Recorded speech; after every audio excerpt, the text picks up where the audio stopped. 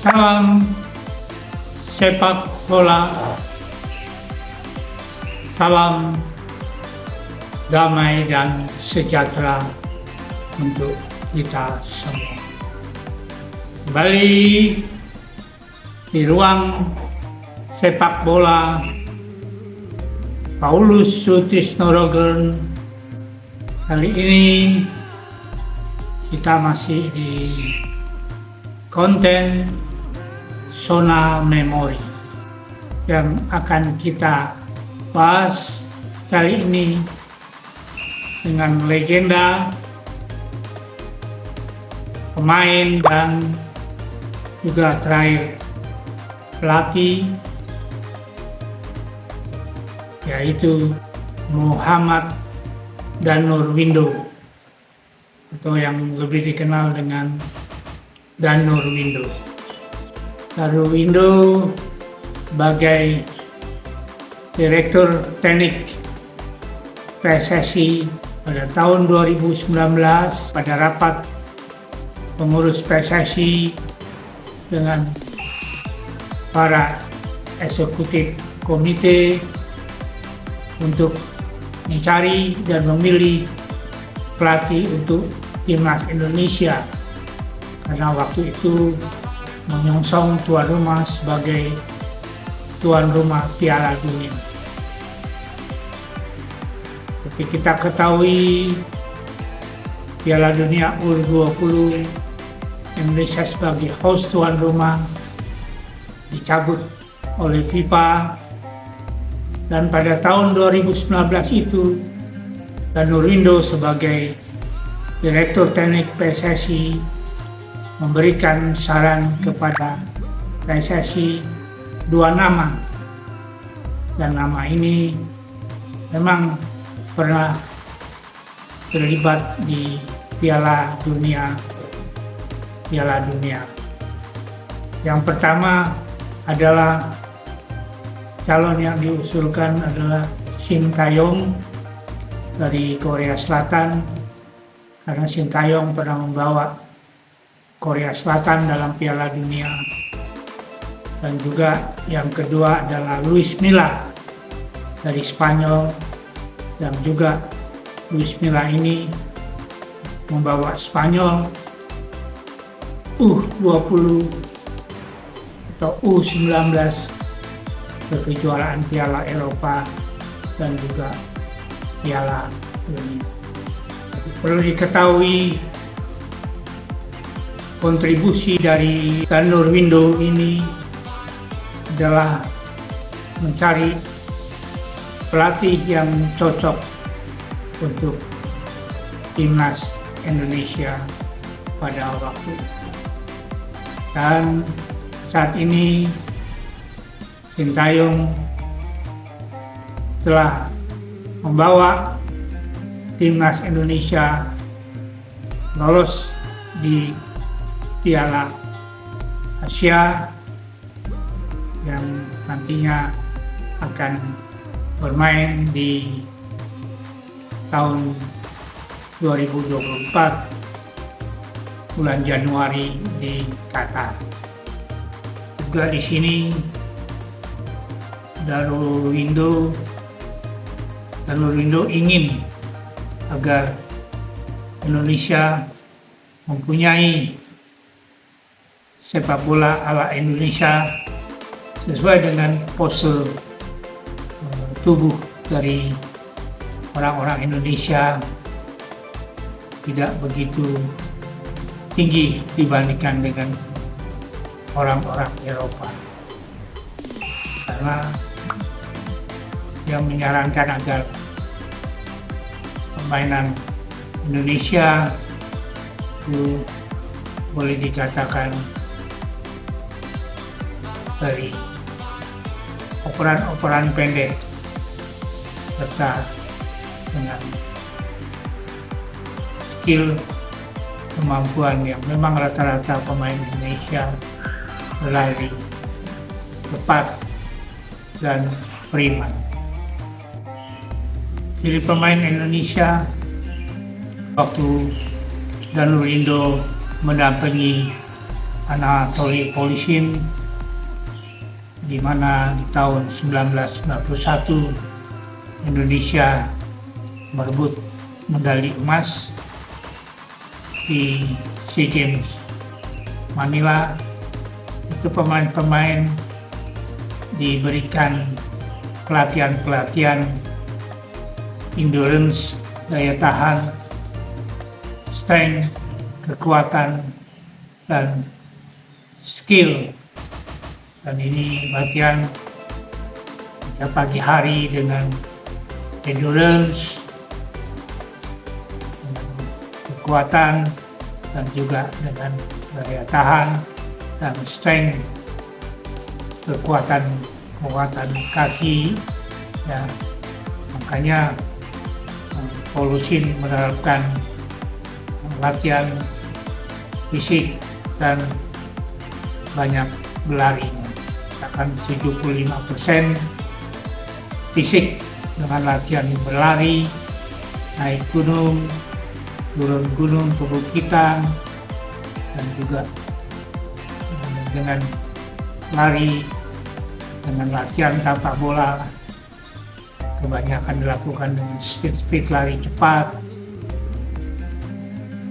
Daya tahan misalnya menggendong, saling bergendong para pemain, mengelilingi lapangan, dan juga berlari dalam waktu 15 menit dengan menempuh jarak 5 km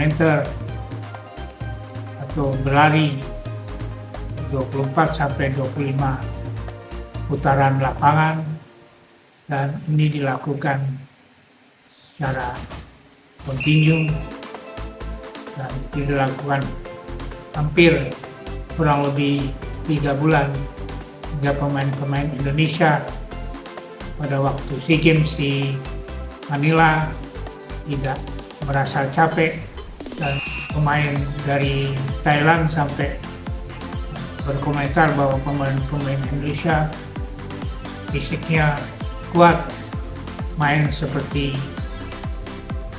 babi hutan yang lari terus-menerus tanpa bisa disentuh. Tentu saja dalam hal ini Danurino juga ingin para pemain harus bisa bertahan dan menyerang sama baiknya. Bagi posisi pemain belakang bisa juga turut membantu penyerangan, dan juga pemain penyerang itu membantu pertahanan. Dan ini adalah salah satu ciri khas dari sepak bola modern saat ini, dan mana juga dari pemain-pemain itu bisa berposisi di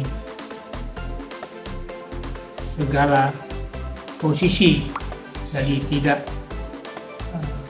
hanya bisa di satu sisi. Dan itu pelatih dan memberikan skema tergantung dari bagaimana lawan yang akan dihadapi. Dan pengalaman PSSI di SEA Games Manila 91 ini menjadi tolok ukur untuk selanjutnya. Nurwindo cukup lama sebagai coach di PSSI yang tahun 1990-an dipercayakan untuk membawa tim Primavera dan juga Baretti di Eropa dan di Italia, dan mereka ikut juga berkompetisi dengan Kurniawan Dwi Yulianto, Yayan Tumina, Setio Nugroho, Bima Sakti, dan lain-lain. Tapi itulah sepak bola. Kita tidak bisa memprediksi seperti apa yang dikatakan Dr. Gigi Endang Prihat. Sangat bervariatif, banyak kompleksitas yang harus dilakukan di dalam membentuk suatu tim, khususnya tim nasional. Paling tidak 10 sampai 15 tahun, apa yang juga dikatakan oleh Danurindo. Saya mengenal Danurindo waktu di kompetisi Persija, di mana Danurindo waktu itu ada bermain di klub Jayakarta dan saya di WMS. Dan saya juga pernah bermain di klub di Galatama di tahun 1979-1980 dan pernah juga bertemu dengan Danurindo, di mana Danurindo bermain di klub Arseto. Dan itu saja tahun-tahun kenangan bagi saya pada waktu bermain, baik di kompetisi Persija maupun di daerah Galatama. Gudang pengalaman sebagai baik pemain maupun pelatih, Danurindo menginginkan agar parameter keberhasilan tim nasional Indonesia, khususnya pemain-pemain muda, bisa kita contoh Jepang yang sebelumnya di era Galatama mereka belajar dari Indonesia, tapi mereka membina 10-15 tahun kemudian hingga benar-benar pemain-pemain mudanya muncul, khususnya bermain di Liga Eropa seperti Shinji Ono maupun Keisuke Honda. Dan Jepang merupakan tim langganan di Piala Dunia. Begitu juga dengan Korea Selatan. Dari pengalaman membawa tim nasional, khususnya di Piala Asia tahun 1996, bahwa tim nasional Indonesia di kualifikasi pra Piala Dunia di tahun 1998, dan juga sebelumnya membawa timnas Piala Dunhill 1997 di Kuala Lumpur, Malaysia. Dan saja sebagai Direktur Teknik PSSI, Danurindo mempunyai pengalaman, dan ini diutarakan juga oleh Kurniawan Dwi Yulianto. Danurindo sebagai pelatih, guru, dan juga sahabat pada saat mereka berkarir di sepak bola. Dan seluruh hidup dari Danurindo digunakan kepada sepak bola, dan terakhir dia memberikan jabatan direktur teknik ini kepada Indra Sapri yang saat ini memimpin tim Mas Indonesia di kejuaraan SEA Games Kamboja tahun 2020. Pembinaan sepak bola tidak ada jalan pintas. Kunci keberhasilan untuk meraih prestasi adalah salah satunya selain pemain yang berkualitas juga dengan pelatih yang berkualitas yang cocok untuk pemain sepak bola Indonesia adalah tipe dari penguasaan bola dan positioning ball yang dimana harus bisa memakai lebar lapangan, karena tentu saja gaya permainan ala Indonesia harus ada harus bisa ditularkan oleh, walaupun berbeda dari pelatih mau pemain, tetapi gaya ala Indonesia menjadi identitas, dan ini juga yang dimaui oleh Erick Thohir sebagai Ketua Umum Negara Indonesia, mempunyai gaya permainan tersendiri. Ini disampaikan beberapa pekan yang lalu dalam konferensi pers untuk timnas ke SEA Games. Jika cara bermain seragam kan tidak butuh lama menjalani penyesuaian di saat pemain berlatih untuk bermain di tim nasional, karena dari klub pola permainannya sudah sama.